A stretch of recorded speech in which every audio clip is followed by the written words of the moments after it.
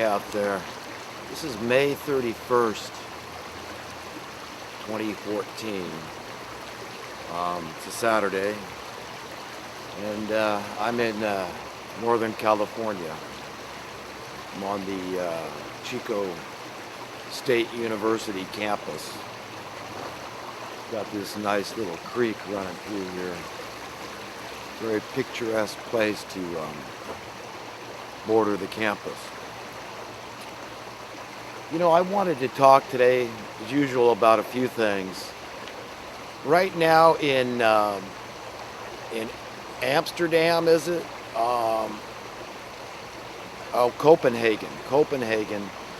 They got the annual Bilderberger meeting is taking place, and I follow the Alex Jones channel on YouTube. This is Infowars.com, PrisonPlanet.com, and he's got a great crew, and he's got some reporters over there trying to cover the goings-on. And I think it's very important that this class of individuals be exposed. And, you know, at this point in history, nothing can really stop it. And we have to understand that these are some of the master policymakers for our nations, collectively, our nations, because you have representatives from around the world of the most powerful nations. And the most important policies these people help develop is the economic policies. In fact, the very most important policy is economic policy.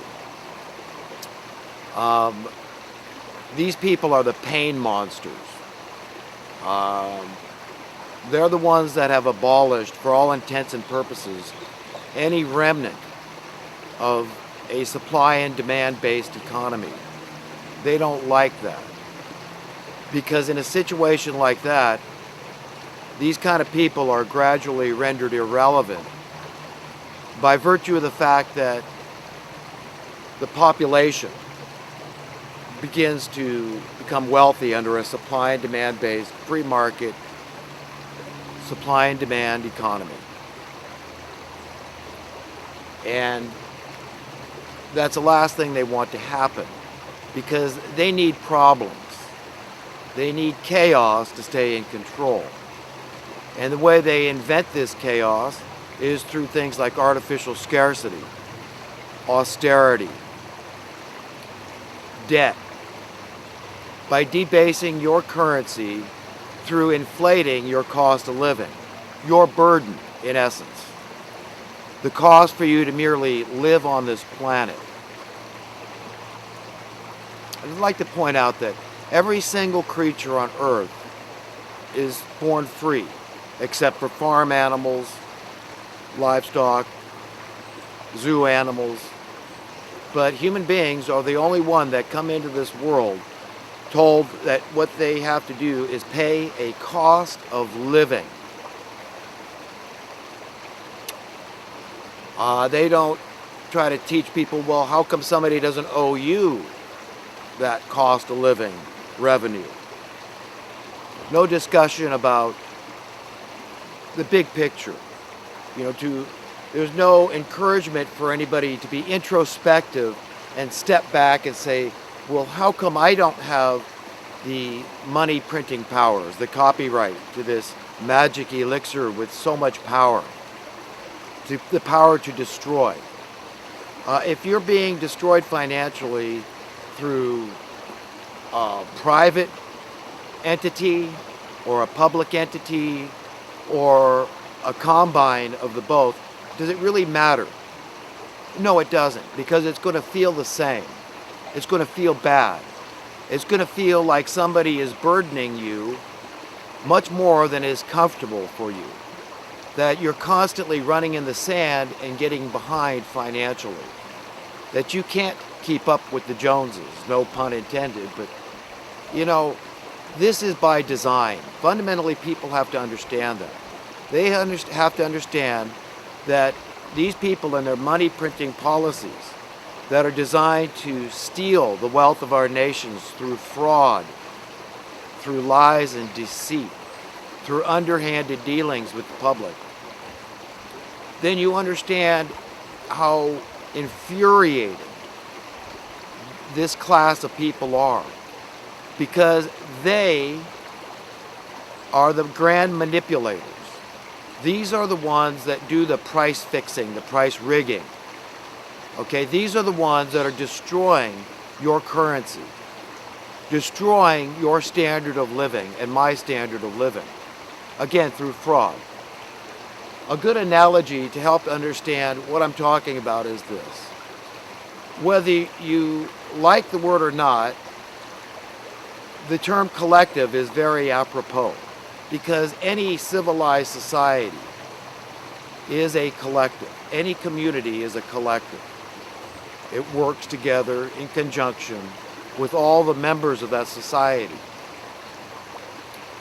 And we fundamentally have to understand that every person's welfare is important to have peace and harmony in that society.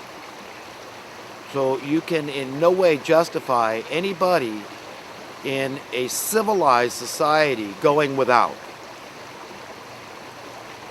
Especially in light of the fact that there's plenty of.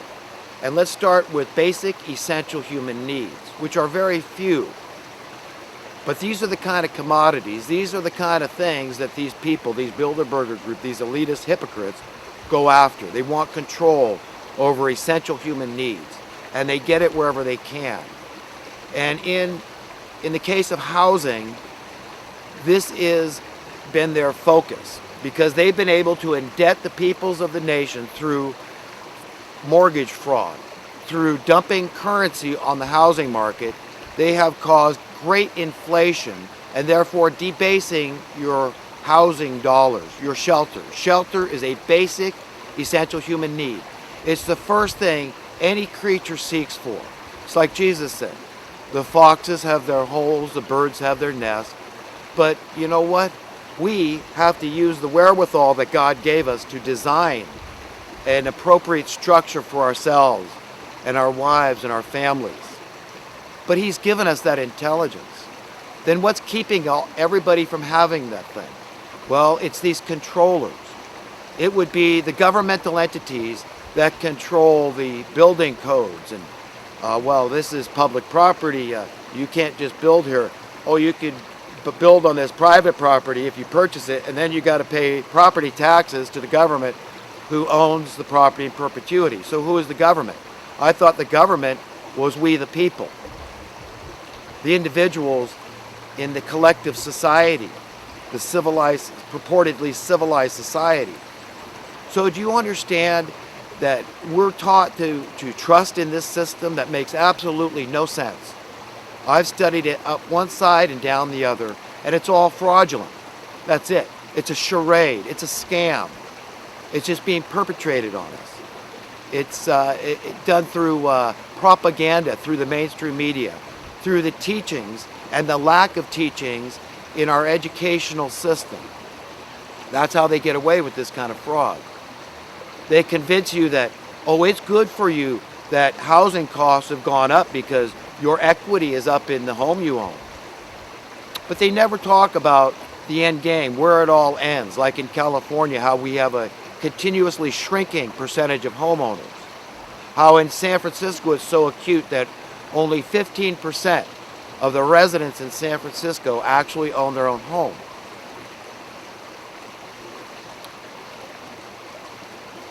It's criminal. In my mind, it's criminal. And then these people, the same Bilderberger type, they create the problems like poverty intentionally, and they even write about these things. This is their objective, is to create misery and suffering through poverty. They want to diminish the population of the earth, and this is their great plan, is just through impoverishment, making people so miserable they don't think about courting and having children because they can't afford to think straight. Okay? Everybody is so screwed up from the fear that's been imposed on us, the intimidation tactics, government agencies, private agencies, quasi-combines of these agencies impose on us, inflict on the public. So back to understanding how this all works as a very mean tool to oppress the public, to impose their tyranny through fear, because they control the money. They can hire the law enforcement, and that's what it takes, okay? Because law enforcement people that are looking for jobs, they need job security, and government agencies typically offer fairly good job security. Everybody knows taxpayer dollars go for the law enforcement. These people are tasked when these bankers pull these scams like these liar loans, that's how they dumped all the money on the housing market. Then the police, in one form or another, some law enforcement agency is tasked with kicking people out of these houses that the banks have, for all intents and purposes, outright stolen through fraud. And it's transparent. It's overt fraud. And they're getting away with it. And it's things like Bill Clinton allowing the Glass-Steagall Act to expire that allowed these people to go Wild West on us, to say to themselves, hey, we're free from our cruel masters who would dare hold us accountable, who would dare want any semblance of checks and balances, to have some kind of fairness in the system, to protect the people from the wolves that would do this to them, that would indebt them intentionally, knowing what the end result was going to be. They were going to lose their house. And they actually peddle these things. If you learn real estate, you learn they teach things like, well, during periods of high foreclosures, this is a good time for landlords, so invest. Do you understand how pernicious, how divisive this current economic system is? And there's no semblance, I mean, depending on your definition of capitalism. And in my mind, from what I've learned from Adam Smith, it could be a beautiful thing. But it requires the people being in control of the printing of the money. It requires sound currency, which requires accountability and checks and balances. And saying, hey, you know what? Don't you dare try to blame labor when they require a cost of living adjustment, because you've manipulated those markets, not because it's based on supply and demand, that the slaves, okay, the workers out there haven't done a good job. That's not why we're having to raise your prices. Okay, you're doing it because you can, because you've picked on an essential human need. That's how you've gotten away with it with housing. Everybody's got to understand these fundamental truths about capitalism, about supply and demand, free market economics. Understand that this could be a really good thing for the people, but they can't let it happen. They can't let it happen in one nation, because that nation would be a shining light example for the rest of the nations of the world to see, well, how did they get there from there? How did they create the conditions where you would have a rising tide of prosperity that lifted all the ships of all the people, regardless of your lot, regardless of the job you did out there? Your job was just as important as that guy's, because it took everybody doing that job to get ahead, to make that ship rise, like the factory workers on a small scale. You can see that in order to have that end product, that beautiful automobile, it took every single one of those workers, was indisposable, essential to that end product coming about.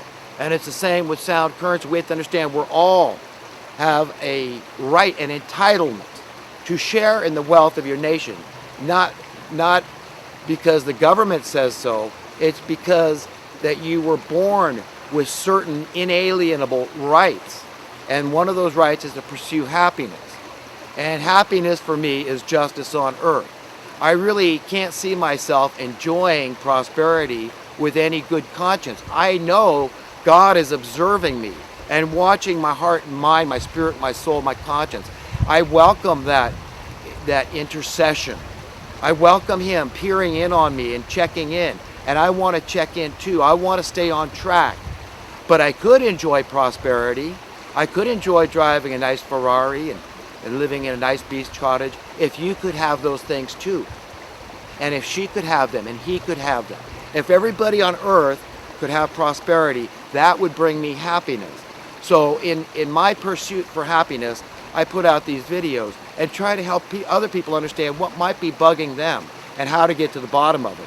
And if you hate injustice, good, you're on the right track.